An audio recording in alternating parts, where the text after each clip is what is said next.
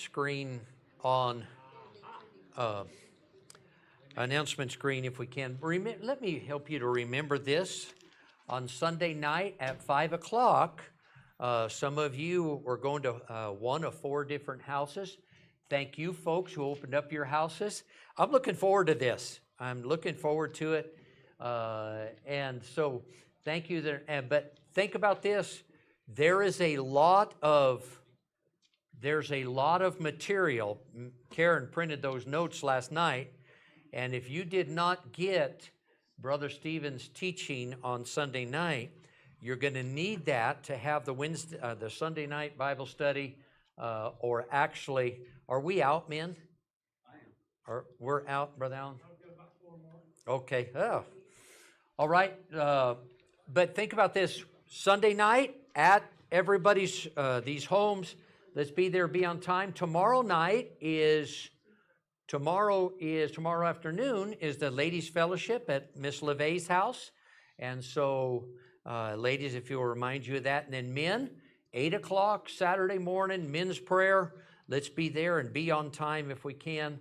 So those are some activities that are coming up this week. Miss Rogers, did I miss anything? Oh, this is just Brother Stephen's wanting to we're 3 weeks into April when this happens, but it takes a lot of work.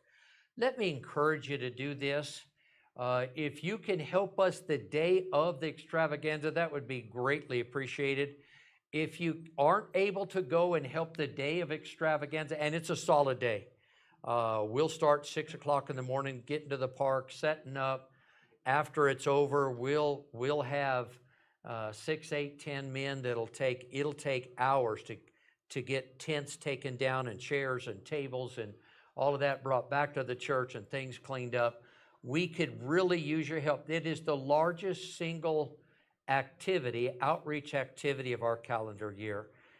But if you cannot go with us the day of, if you have this ability, and Brother Paul asked us to do this, Brother Paul's got some contacts with the Walmart on the north side of town. So this neighborhood Walmart or a Walmart in Pueblo West, if you go there, Walmarts and King Soopers help us out with this. We can let them know the activity when we're having the activity, and a lot of times they will donate candy. Brother Stephen upped the eggs by 1,000 this year. We had 5,000 last year, like that wasn't enough. So 6,000 this year, and I think he said each of those eggs have at least 2 pieces of candy in it. That's a heap of candy. So you can help us with that if you would. Brother Stephen, you can ask him about this both on Sunday, or he'll be busy after church tonight. But if there's some other areas, and he does have a sign up, there's a sign up for extravaganza over here. If you can help with that, he'll have different categories that you can help with that. But if you can't do either, you can't go, here's something we can do. Last week I was over Brother Ehart's house, and I remember for years I've walked in the front of that house, and Nancy was sitting in the same chair, and right to the left side of her chair was her Bible and some study notes and prayer sheets that she got from the auditorium class or whenever Wednesday night. If you can't do any of that, what you can do, and let me say this to you, a lot of times on Sunday morning when we gather together 45 minutes before the services begin, we just set the service in order. And sometimes during that time, we share some requests with the folks that I only share then. We had one of the largest, I think the second largest funeral that's ever been held in our church by a little boy, for a little boy, Jackson, who went home prematurely. Was, I think, within a couple of weeks of his 9th birthday. And we were praying that God would use it. And Brother Stephen did a tremendous job on that service. We were praying and asking God, help us this service to bear some fruit. And Abby, who was Jackson's mama, and Jackson's brother, Gage, was here on Sunday. And we're praying that God would work and we would see some fruit from that family. You can do the same for extravaganza. You can begin to pray, God, help some, and everyone, and we're not just doing this, we're not just letting kids hunt candy eggs. But we're in every parent that is out there, gets a little packet that has a gospel track in it. And we encourage our people, if you're not involved with anything, get around these parents and see if God would use you to talk to some of these parents and even share the gospel. So you can help in a multitude of ways, but extravaganza is right around the corner. We need a full church participation, if you would please. If you'll stand to your feet, if you're able to, Brother Daniel, come get us ready for the offering tonight. And that's going to be number 46. 46.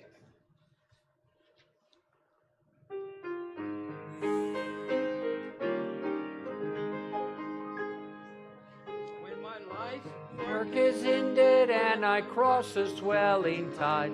When the bright and glorious morning I shall see, I shall know my Redeemer when I reach the other side, and his smile will be the first to welcome me. I shall know him, I shall know him, and redeemed by his side I shall stand. I shall know him, I shall know him, by the print of the nails in his hand. The soul in rapture when I view his blessed face, and the luster of his kindly beaming eye.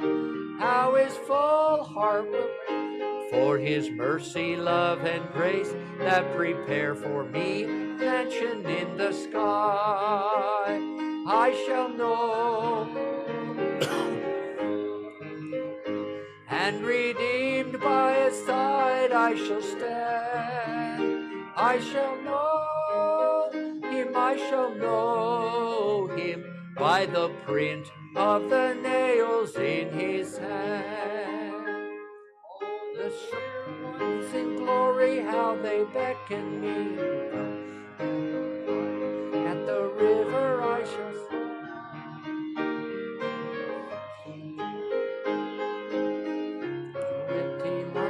But I long to meet my Savior first of all. I shall know him, I shall know him, and redeemed by his side I shall stand. I shall know him by the print of the nails in his hand. In a robe of spotless white, I'll ever fall.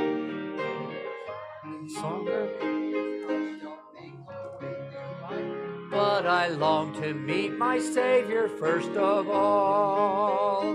I shall know him, I shall know him, and redeemed by his side I shall stand. I shall know him, I shall know him, by the print of the nails in his hand. Dear Heavenly Father, thank you so very much for allowing each and every one of us to be here. Father, I do thank you for each and every one of my brothers and sisters here tonight. I pray that you would bring a special blessing upon each and every one of them, Father, for being here. And I pray that you would be with those that aren't able to be here due to sickness and whatever other reasons there would be that they were not able to come. Father, I just ask that you would heal those that are sick among us. Pray that you would lift the spirits of those that are down.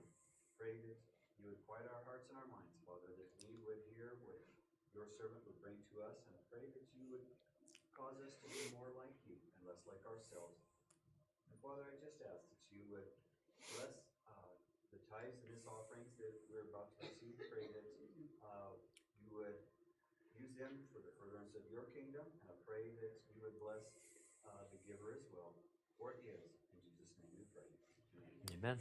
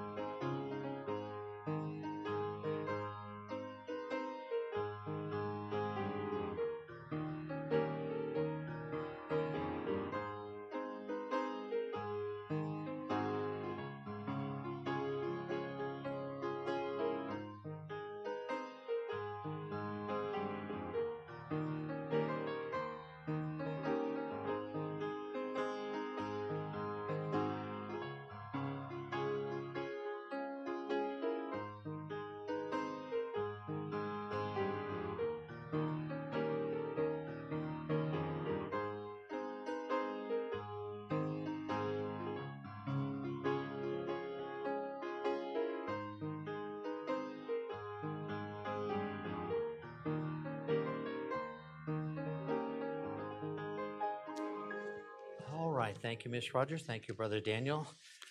Take your Bible, if you would please, Philippians chapter number 2. We're going to have some time for some requests. Let's begin by just somebody sharing a blessing. God been good to you, answered a prayer, worked in your life in some way this week. Anybody? All right, Brother Kevin? You've been praying for my niece Becky, the situation she's going through. Her sister Jamie called me last night, and things are getting better, much better. Praise the Lord. Situation, it's not solved, but it's going in the right direction. Amen. Amen. I got another one. Yes, sir. Also, about 2 weeks ago, I went and saw the VA disability rep from Pueblo County. And had my asthma added to my disability. I got a phone call from the VA today. I've got an appointment next Monday. And I was praying with a specialist for my asthma, and they're going to do a chest x-ray after that. So things are getting done. Amen. Brother Josh? Today we had health insurance come by the house, and I got to share the gospel with that salesman. Amen. All right. Anybody else before we take some requests? Let me mention a few of them for you. Georgie's husband Wayne was supposed to come home today, and he's not faltering, but a little bit of a hiccup, and they had to give him some more blood, and he's in at least till tomorrow. So you pray for Wayne, if you would please, that hopefully, prayerfully, he'll be home this week. We got a text from Beverly before, and she may have hurt or injured herself and pulled a muscle or whatnot. She asked us to help to pray for her tonight. So remember Beverly Garcia, if you would. If you have a request, we'll take it at this time. Anybody? All right, Luann. Pray for my daughter-in-law's mother. She's having surgery Friday. It's a very serious surgery on her neck, and she's got to have 3 to 4 pints of blood. Oh. I don't know what they think's going to happen. Can we have a first name? Her name's Naomi. Naomi. Pray for Naomi. Okay. Very serious surgery. And when was the surgery, Luann? Friday. Okay. All right. Brother Lou. Do we have an update on Skip? Brother Stephen took him home today. They didn't put him in a cast or a splint, so I suppose he's okay. You can understand this. He's getting discouraged, and they don't have, I talked to him Sunday. They don't have a date certain yet that they're going to do the reversal, and he really needs that. He's very, very weak with this. I didn't know, and did anybody know, was it, sweetheart? Was it Sunday I talked to him? I think Sunday, but I didn't know he was, Brother Lou, you might have known, I didn't know he was in the hospital. Or ambulance must have taken him, but he's home now. And he's recovering, just really weak. Pray that, and it's right around the corner. We thought it was at the end of March, and it still may be. Pray that reversal will be scheduled. It'll really help psychologically and emotionally, and just pray with him about that. All right? Anybody else? Miss Wendy? I've spoken for my grandson. Okay. And I pray that my daughter can get time off to come down here and see me. Okay. Pray for grandson and for her daughter. Do keep, and I know they're not a part of this church, but Tom and Mary are. Tom and Mary's daughter, Melissa, had her baby prematurely. The little boy is at Memorial Hospital, Children's Hospital in Colorado Springs, doing fine. You just pray they have some blood regulation issues, blood pressure not regulated good, and they're hoping that he'll be able to come home. And Tom and Mary have been up there with their daughter and grandson, so you pray for them if you would. Anybody else before Arlene?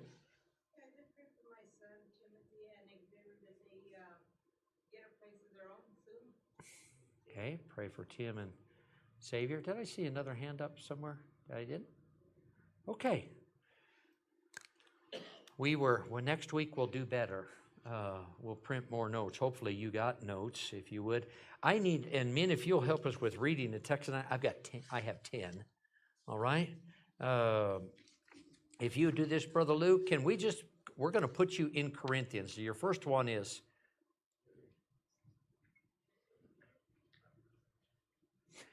I'm sorry, 2 Corinthians 1:12, Brother Lou will be your first. Brother Daniel, can you do James 3, 8 through 14?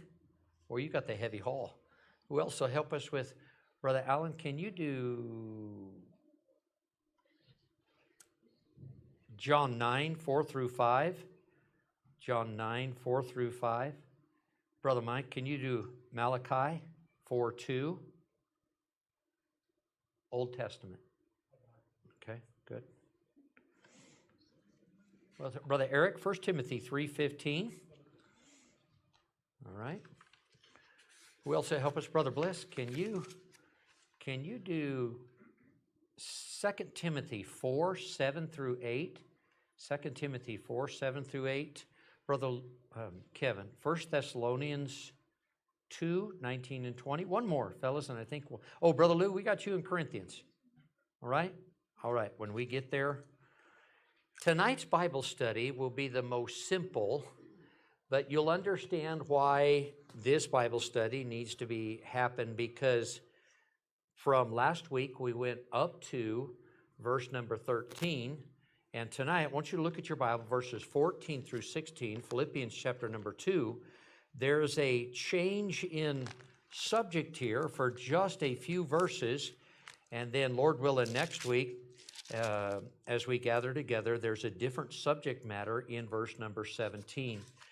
But I don't remember who said this, and maybe Brother Bliss for you, or Brother Mike, some of you men who studied for ministry. I don't know if this was somebody with some notoriety or famous or whatever, but I remember hearing it in Bible college, and it helped me. Is this not for you? It is for me. In our faith, we need to be reminded more than we need to be instructed. We're not living out most of what we've learned. So there's some times, and this is what Paul's going to do, and this is what we're going to do tonight. Everybody here will know you're not going to learn anything new tonight, but we need to be reminded by the Holy Spirit of God, this is what He expects of every person in this church and every believer in the Lord Jesus Christ. Look, if you would please, verse 14 through verse 16. Do all things without murmurings and disputings, that ye may be blameless and harmless, the sons of God, without rebuke, in the midst of a crooked and perverse nation, among whom ye shine as lights in this world, holding forth the word of life, that I may rejoice in the day of Christ, that I have not run in vain, neither labored in vain. Father, help us tonight.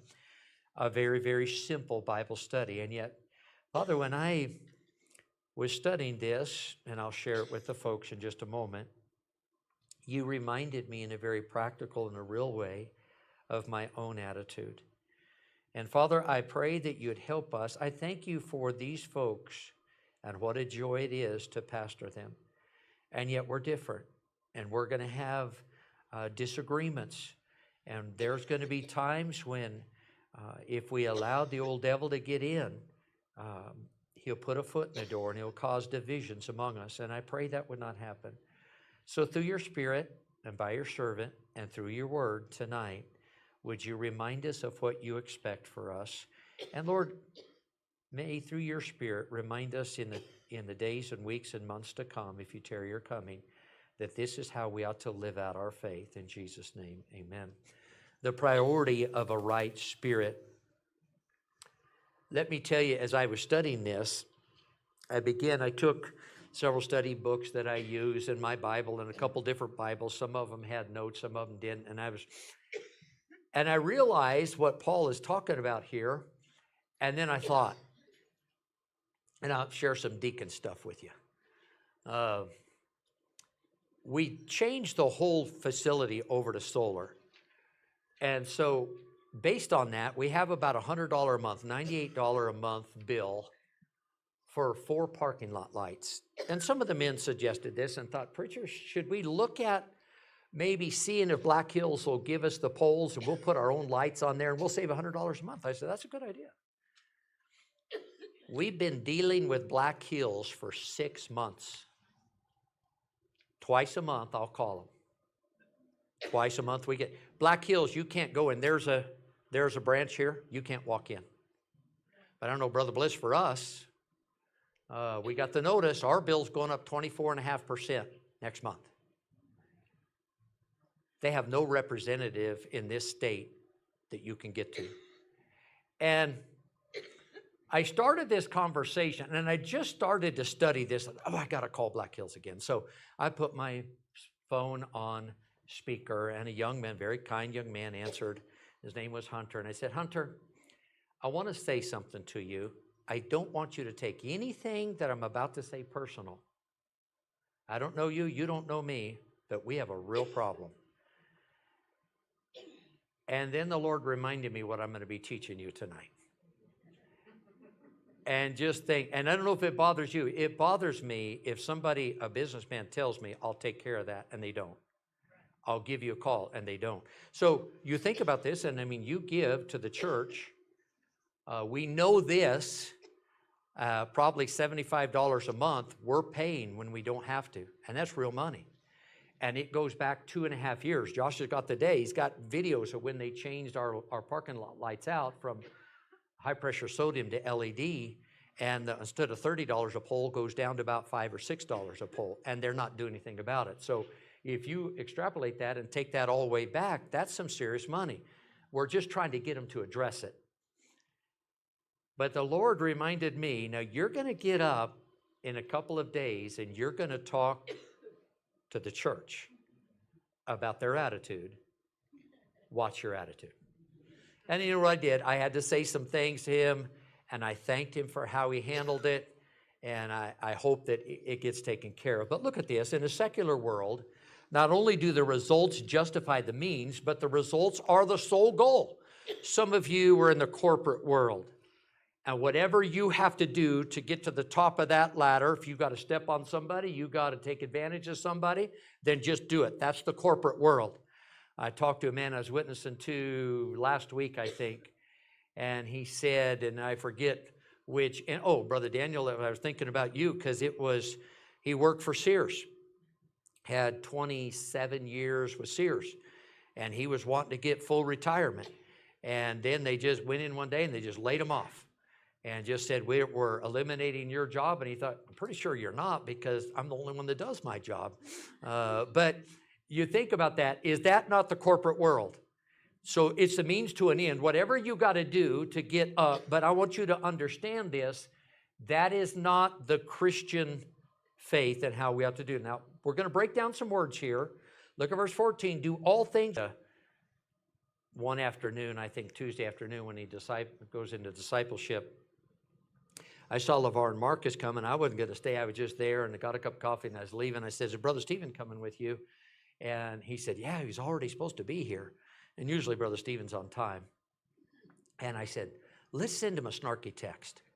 And so Brother LeVar said, no, Karen said. Karen heard it. She said, oh, yeah, send him.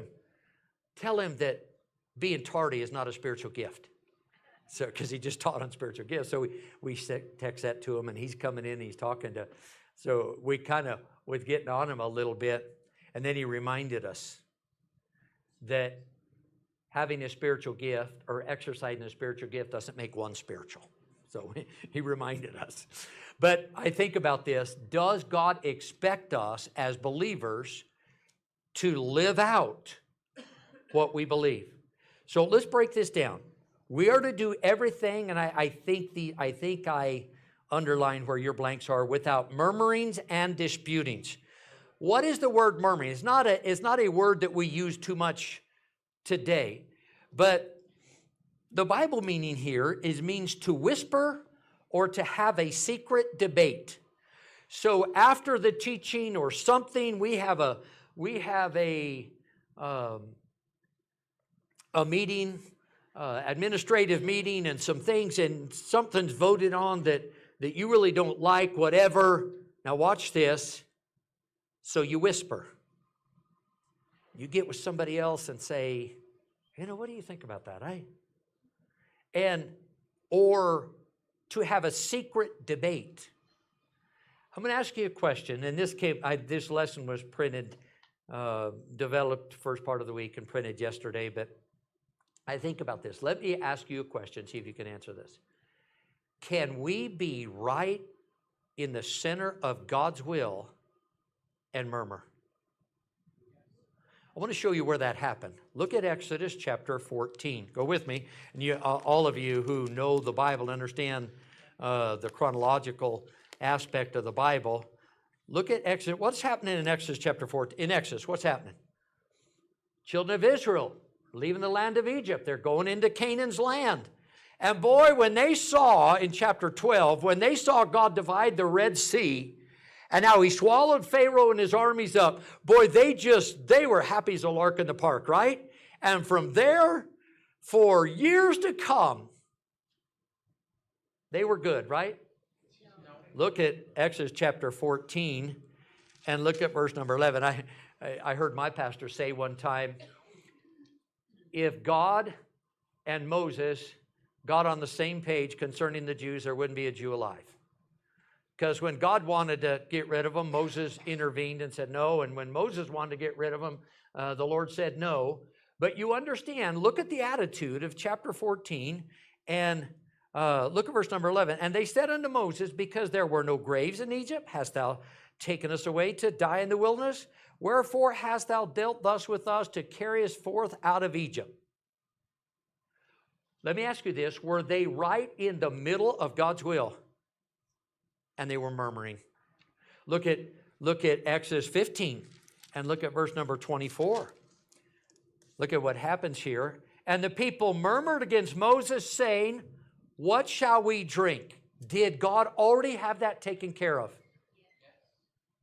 But don't want to waste a good chance to murmur. Moses was in leadership. He's a type of the Lord here. And you think about what shall we drink? And he cried unto the Lord, verse 25, and the Lord showed him a tree. What is a tree a type of?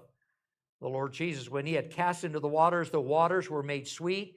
There he made for them a statute and an ordinance. And there he what? Proved them.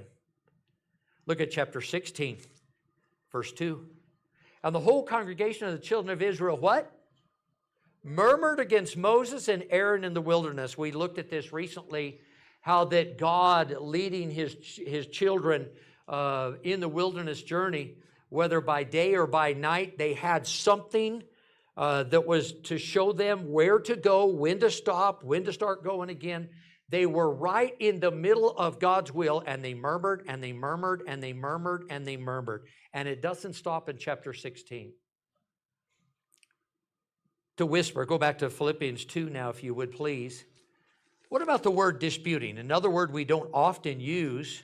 The word disputing here is deliberate questioning. In other words, now, murmuring means I'm going to whisper, I'm going to have a secret debate, but disputing, I'm going to question what's going on. I'm not handling that. I'm not going to accept it.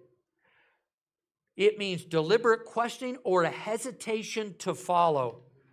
Disputings carry with it the sense of being quick to judge. Why don't we give each other the benefit of a doubt? Can I say this to you? I love this, and Skylar, you and I talked about this. Brother Bliss, you and I talked about this. I'm not going to name any names, but an accusation was made against a man of God recently. I don't know him well, but everything I know about him is good. And I think about this. I hope that all of us, it's our nature as believers to not automatically believe the bad, but that we ought to believe the good. Now, I'm going to say this to you. In any of this, we want the truth to come out. That's what we should want. But I'm saying, I've seen this so much in ministry sometimes, where we automatically believe what's bad about somebody, and it's just our natural response. And I think that's not Christ-like. And that word disputings is exactly what Paul is talking about, to question or have a hesitate to follow. Think about this, living with the right spirit, and we're going to look at this, has three specific results. And we have to, do we not have to work on our spirit every day? The last thing I say in the morning when I leave in my prayer time is this: Lord, help me to have a good spirit. I pray, I think the lady sung it just recently, created me a clean heart, O God, and renew a right spirit within me. To my knowledge, I've never used a cuss word in my life. Now, that doesn't make me any better than anybody. Except sometimes we as Christians, we have our slang that is right close to cursing. I'm a very impatient person driving. I am. And can I say this to you? Do you know it is the law? The left-hand lane is for passing. You pass and get over. You don't travel in that left-hand lane, and you don't go 5 miles under the speed limit in the left-hand lane. Get over. Right now, we got a policeman here. But think about this, and sometimes I get behind, and when Kathy and I first got married and we had children, I didn't realize I was doing this. Idiot, you idiot, why don't you get over? And one time, Karen got in the car with Mom, and this is down south, and she said, Mama, where they all are? And Kathy said, who? All the idiots that are on the road when Daddy drives. And then I thought, Lord, am I doing it that so much that my kids pick it up? So you think about this. If we live this out, the murmurings, the whispering, the questioning, the out and out hesitation to follow and deliberate questioning, if we say, okay, Lord, I'm going to give them the benefit of the doubt. All right? Can I say something to you? Would you help me as I pastor some?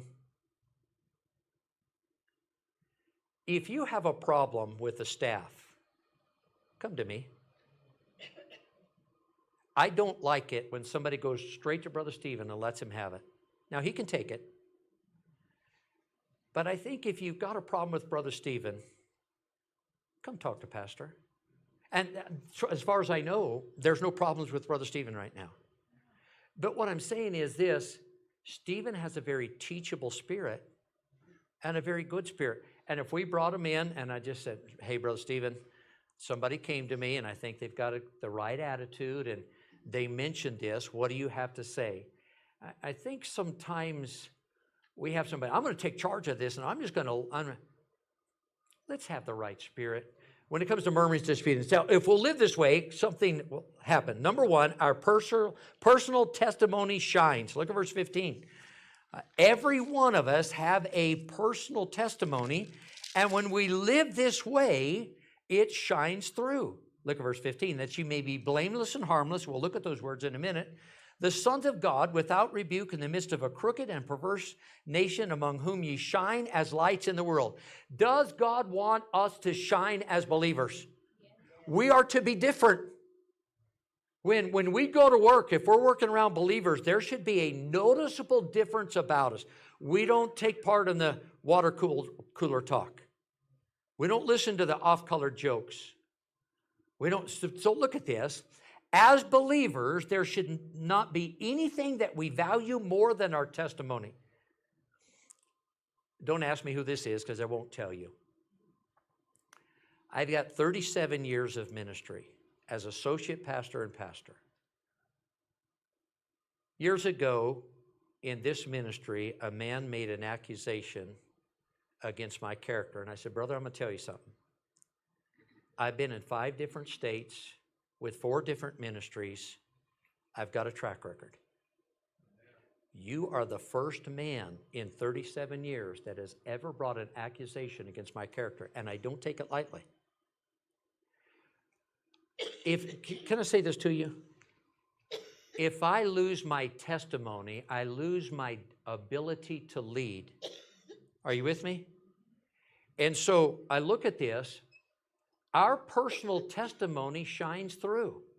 I had a busy day today. I didn't go home and got to hop on the bus right after this and take kids home. But we were here doing some manual labor around the church and got on the bus and picked up the kids. But I had a truck here and I had my car at the RV and boat. So I went over there to get it, and there was a lady having some problems with the water machine. I stopped and I helped her, and she was a couple gallons away from filling the 5-gallon sheet, and I said, listen, we're just going to give it to you. And she said, thank you, Pastor Rogers. I said, oh no. Do I know you? And she talked about something that happened in the past and how that God used our church and me in her life. And I thought, Lord, I don't even remember this lady, but I'm glad I didn't have that caustic spirit, and she remembers that. When we live this out and say, Lord, I want to have a right spirit, what happens? Our personal testimony shines through. In this body, let me ask you something. Do you believe that the other members of our church see you as a uniter or a divider? If they don't like something, are they going to call you? Or are they not going to call you? So look at this. Our testimony shines through. Look at the words here. Blameless. This is what he said our testimony ought to be. That means deserving no censure. We are watching the liberals' true self come out. Because they lost an election, they're telling us, and they're not letting go of the issue. And I forget who this was. It was a female congressman, I believe, congresswoman, made fun of the governor of Texas, Hot Wheels. Made fun of him. Now watch this. So now the House is going to censure her. She should be censured. But I think about this. That word blameless means deserving no censure, free from defect. Now let me say this to you so you understand where we are doctrinally. This does not mean sinless perfection. We do not believe in the doctrine of sinless perfection. This side of heaven, we cannot live above sin. We should seek to try to live where sin doesn't dominate us, and that we ought to confess our sin. But this side of heaven, Paul's not talking about here, sinless perfection. You remember this, and Brother Wally, I know you had something, and Brother Blessed wouldn't surprise me, or Brother Levi, or some of you men, Lou, or Brother Vernon, or some of you people that were in the military during the Reagan administration. What did they call him? What was his nickname as a president? Teflon president. Why was that? Huh? Iran-Contra. I think we were... Congress dropped Reagan from doing what he wanted the bad guys to be defeated, and I think he got Ollie North and just said, hey, can you get some missiles into the freedom fighters' hands, and I'll just kind of look the other way. I don't know what happened, okay? But boy, the Democrats and Tip O'Neill tried to bring him down, and they just couldn't do it, and they called him the Teflon president. Nothing stuck. Now, I'm going to say this to you. You can't be free from accusation. People are going to make accusations, but they shouldn't stick. They shouldn't have a bearing. So look at this, if you would please. We are, the word harmless, so we looked at blameless, what it means. Harmless means free from guile or unmixed. And that word guile means, I was looked it up in Webster's, and it said duplicity, which means double-mindedness. In other words, I talk to my church friends at church like this, but then when we're not in church, I'm a different person. And he said, free from guile or duplicity. And the Bible talks about that. Brother Daniel, did we give you James 3? Yes. Look at 8 through 14. Listen to this if you would. But the tongue can no man tame. It is an unruly evil, full of deadly poison. Therewith bless we God, even the Father, and therewith curse we men, which are made after the similitude of God. Out of the same mouth proceedeth blessing, cursing. My brethren, these things ought not to be. Doth the fountain send forth at the same place sweet water and bitter? Can a fig tree, my brethren, bear olive berries? Either a vine, fig, so can no fountain both yield salt water and fresh. Who is a wise man and endued with the knowledge among you? Let him show out of good conversation his works with meekness of wisdom. But if ye have bitter envying and strife in your hearts, glory not, and lie not against the truth. This wisdom descendeth not from above, but is earthly, sensual, devilish. So he's saying this, out of the same fountain, can bitter water and sweet water come out of the same fountain? So what about our tongues? So he's saying here, free from guile, harmless, unmixed. Brother Lou, you have 2 Corinthians 1:12.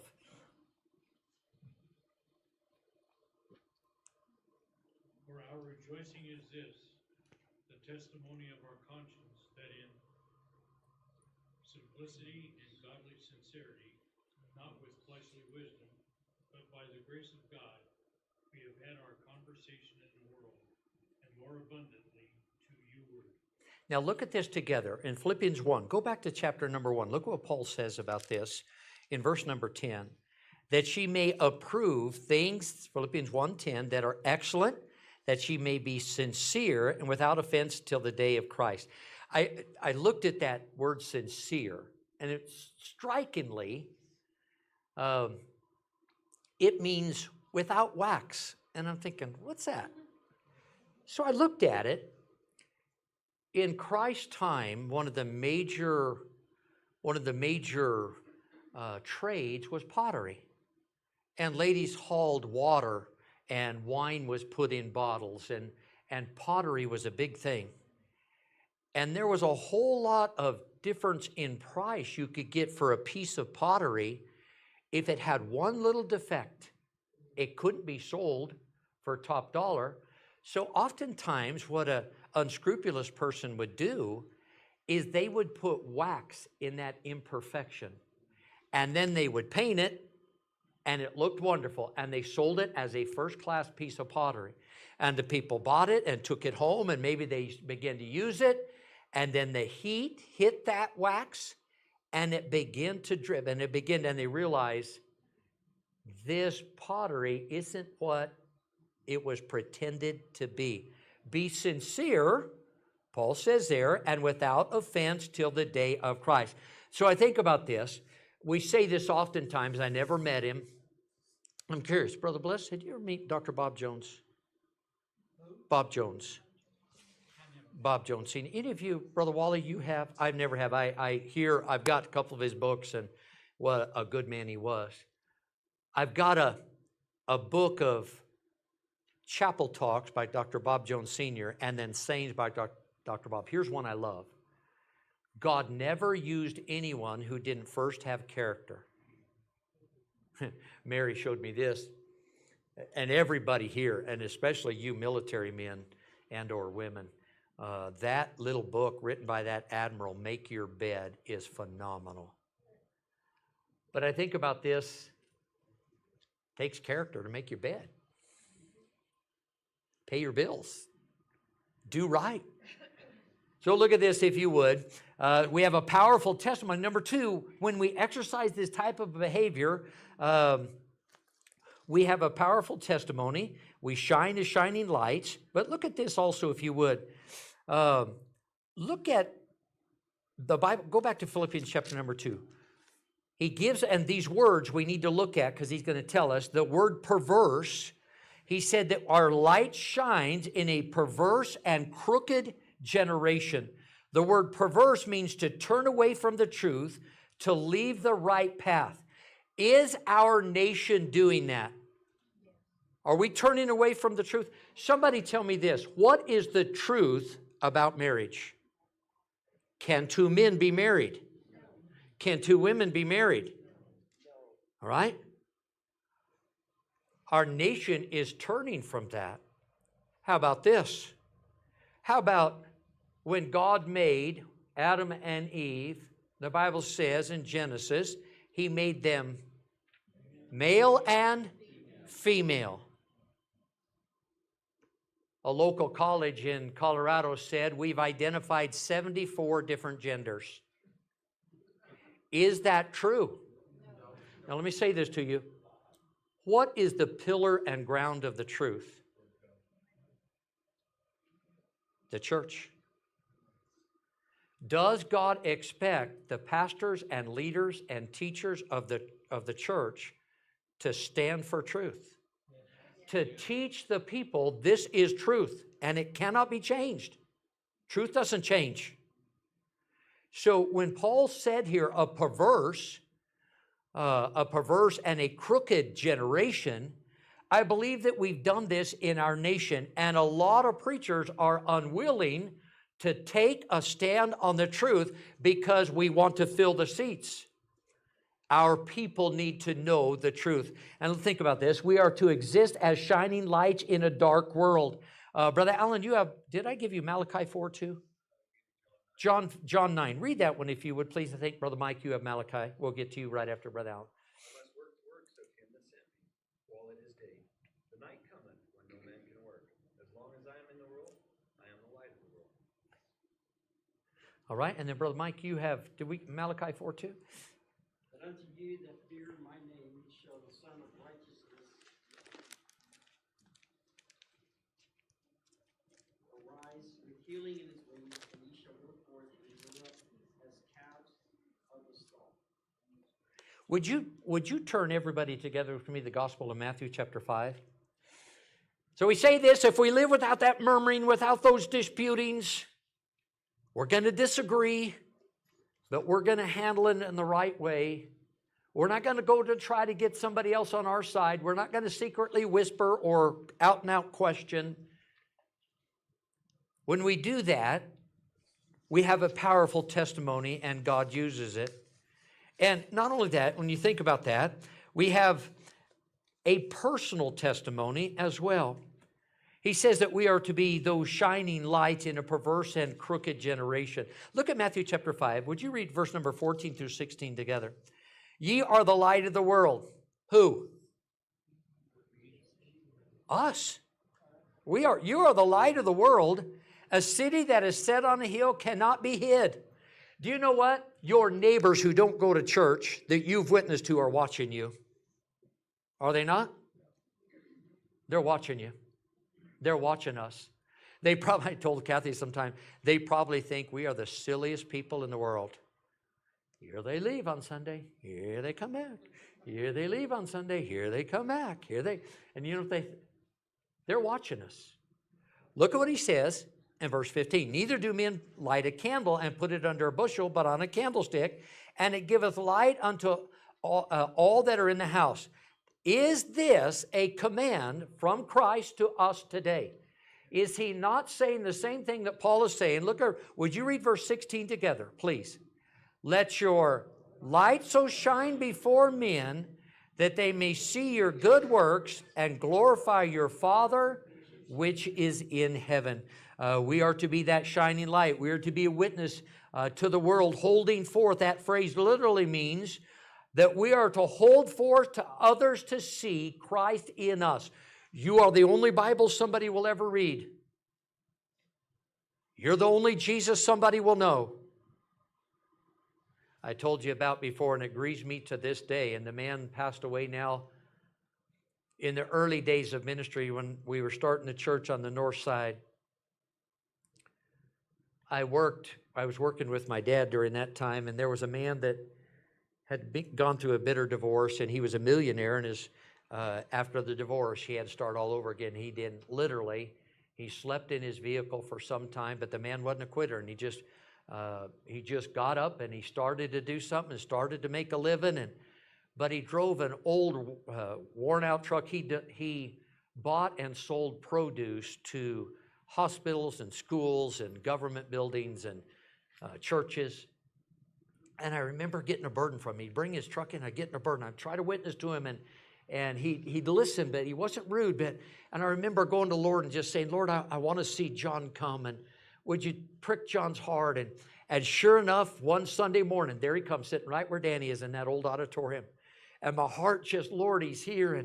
And I remember watching him. We had pews over there, and I remember watching him during the invitation, and he grabbed that pew under conviction, and he didn't come. And he said, I saw him that week, and I said, John, it was good to see you. And if you have any questions about what we were talking about, I wanted to get together. And he said, Pastor, I'll be back on on Sunday. And I think it was 3 weeks, and you could tell any time he's going to get saved. And then he stopped coming. And I remember going to him, and I started to talk to him. He said, listen, don't you ever talk to me about Christians. I said, John, what happened?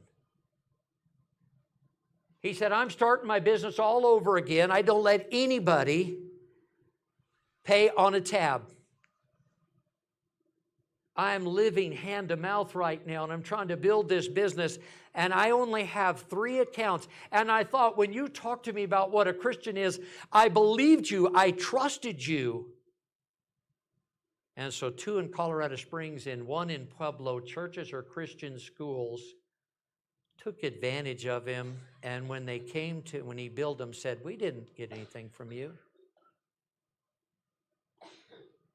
Our testimony rings.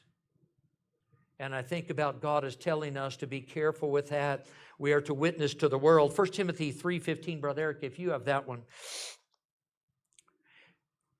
But if I tarry long, that thou mayest know how thou oughtest to behave thyself in the house of God, which is the church of the living God, the pillar and ground of it.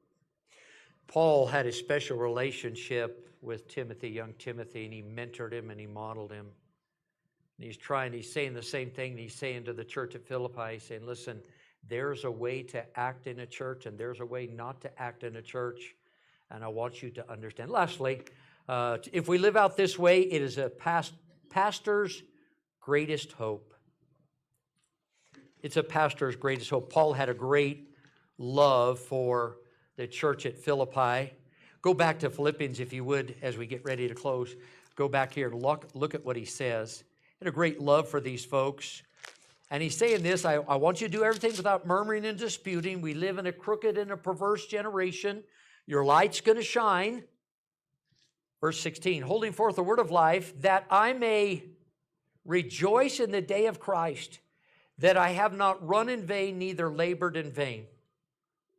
Is it true, Brother Bliss? Is it true, Brother Mike, that we as leaders, as pastors and teachers will one day give an account to God how we led? It's true, isn't it?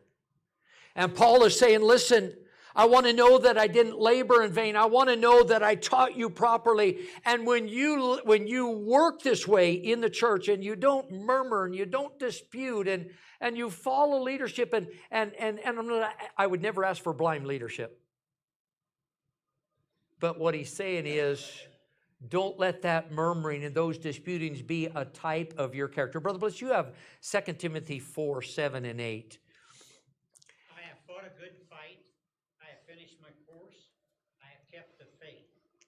Henceforth there is laid up for me a crown of righteousness, which the Lord, the righteous judge, shall give me at that day.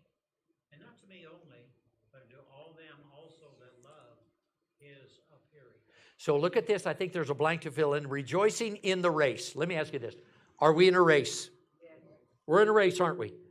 Is Satan trying to get you out of the race? Yes. And it'll never stop. It'll never stop. So what Brother Bliss was mentioning there again in Timothy is talking about that. I want to live. I want to fight the good fight of faith, and I want to finish my course. Paul's joy was in how the believers at Philippi would do in their service for the Lord. Brother Kevin, you have 1 Thessalonians 2, 19 and 20. For what is our hope, or joy, or crown of rejoicing? Are not even ye in the presence of our Lord Jesus Christ at his coming? For ye are our glory and joy. I don't want you to ever to feel sorry for Pastor, because the church takes fine care of Pastor and Miss Roger. I think we do a good job with Brother Stephen as well. I don't want you to feel sorry. But I just think in the ministry as general, we can't have 401ks. Ours is called a 403b, and the church for years gave towards that. And I think about this. It is wise for we as pastors to plan for our wives and families. I think that what the Lord would expect us to do that. But the truth of the matter is, What keeps us in ministry is you. What keeps us in ministry is that, man, look, somebody got saved, and man, how they're growing in grace, and look at this, they're getting along, and God's blessing the church. And that's what Paul's saying to Timothy, and it's what he's saying here to the church at Corinth. I want you to look at this, Brother Lou. It's the last blank to fill in. Rejoicing in the labor. So we rejoice in the race, rejoicing in the labor. I told my wife when she came, I forgot something at home. I said, can you bring this? And she walked into my office, and I just say, I'm just plumb tuckered. I'm just tired. And I just think I think, and I love being around the kids. I love getting on that bus and picking up the kids. And I'm just thinking, I'm just tuckered. But I think about this. There's some joy in just rolling up your sleeves and doing what God's called us to do. Is there not? Amen. Joyce and labor. Brother Lou, did I give that to you or Brother Daniel? Who's got Corinthians? Okay, Brother Lou, would you take, first of all, 1 Corinthians 15:58. Now, this is a common verse for all of us. This is the resurrection chapter, 1 Corinthians 15. Look at verse 58. We'll just close with that one, Brother Lou.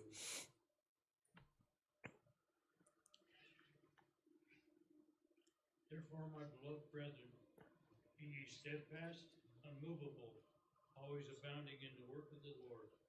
For as much as ye know that your labor is not in vain in the Lord.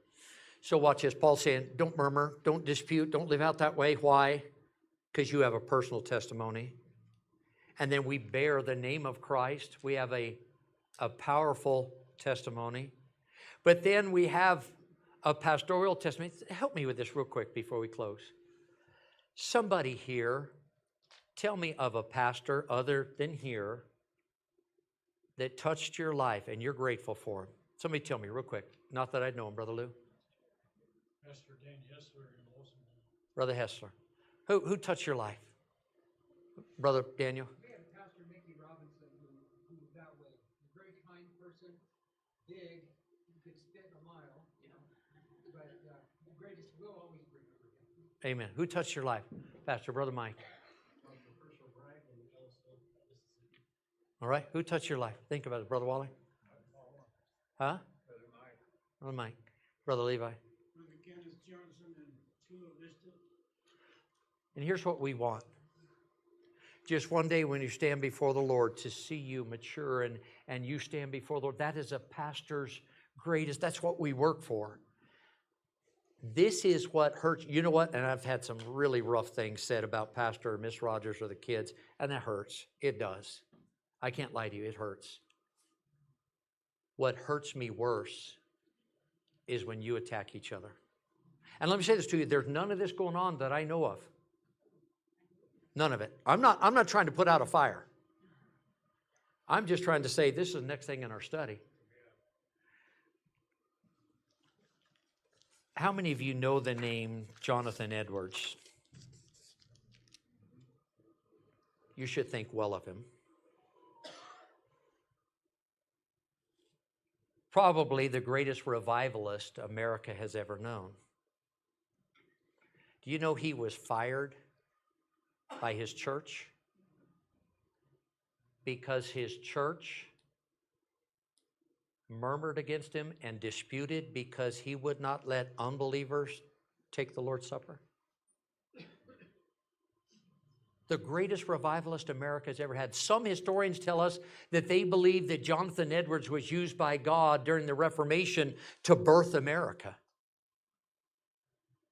I want to read for you as we close tonight what he said, his farewell address to his people as they fired him as pastor.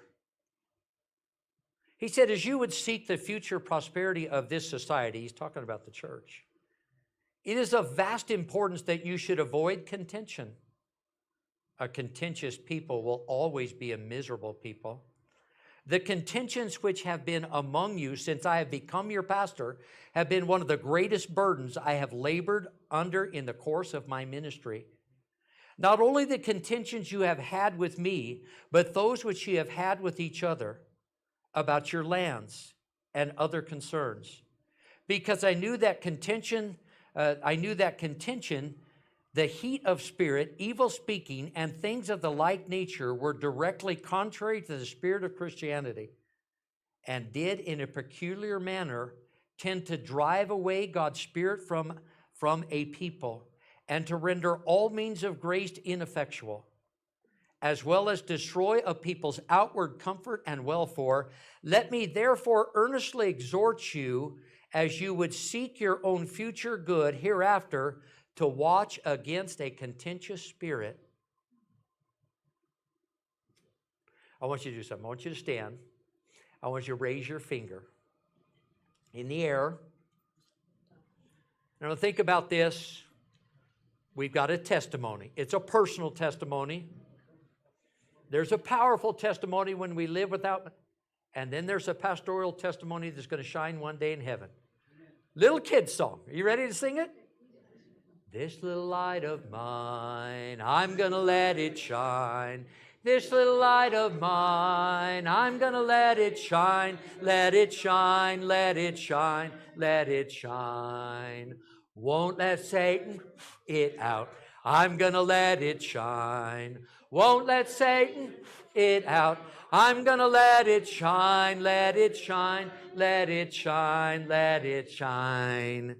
Hide it under a bush. Oh no, I'm going to let it shine. Hide it under a bush. Oh no, I'm going to let it shine. Let it shine, let it shine. Here's the last. May this be true. Let it shine till Jesus comes. I'm going to let it shine. Let it shine till Jesus comes. I'm going to let it shine. Let it shine. Let it shine. Let's love each other. We're going to differ.